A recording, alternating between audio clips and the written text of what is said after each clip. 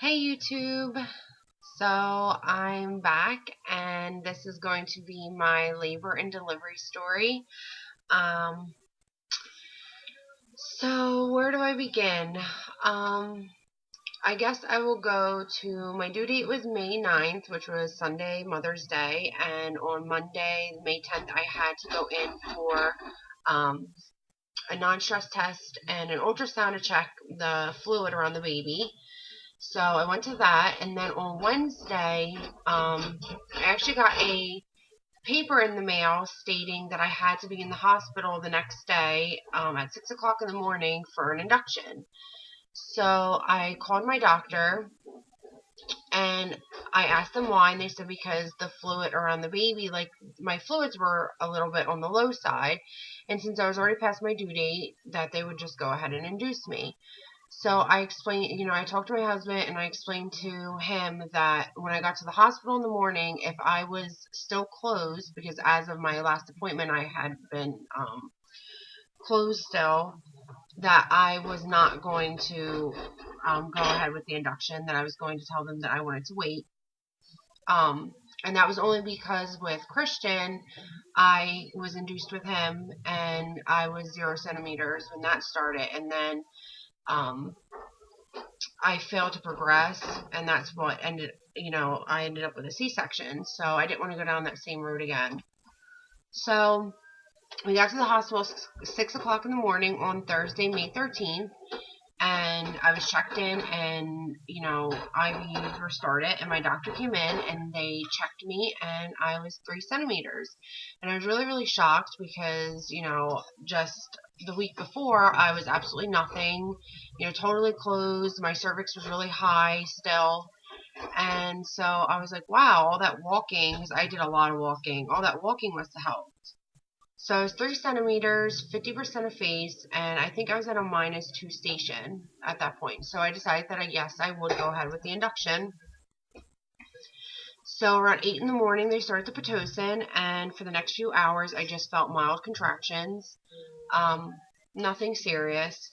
So around 1 o'clock, 1:30, they decided that they were going to check me again. So they checked me, and I was still only 3 centimeters.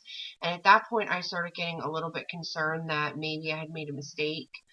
And I just kind of was like, oh, please, like, I really do not want a C-section. Like, please do not do this to me.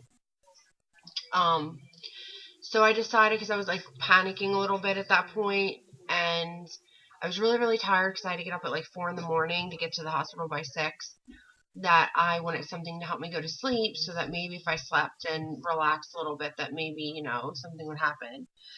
So my nurse went and she got me a shot to help me sleep. It wasn't anything for pain. I forget what it's called.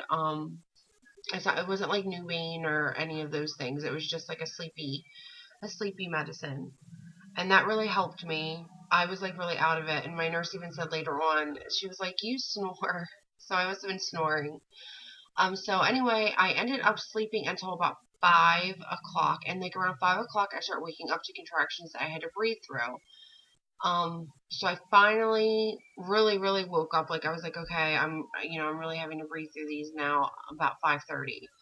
So I woke up about 5:30 and, I asked to be checked. I was like, I'm really having to breathe through these contractions now.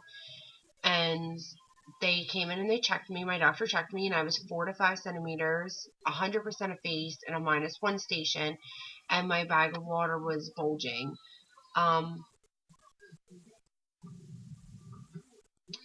I decided that I did not want them to break my water at that point, and plus they were going back to a C-section, so they didn't really want to anyway.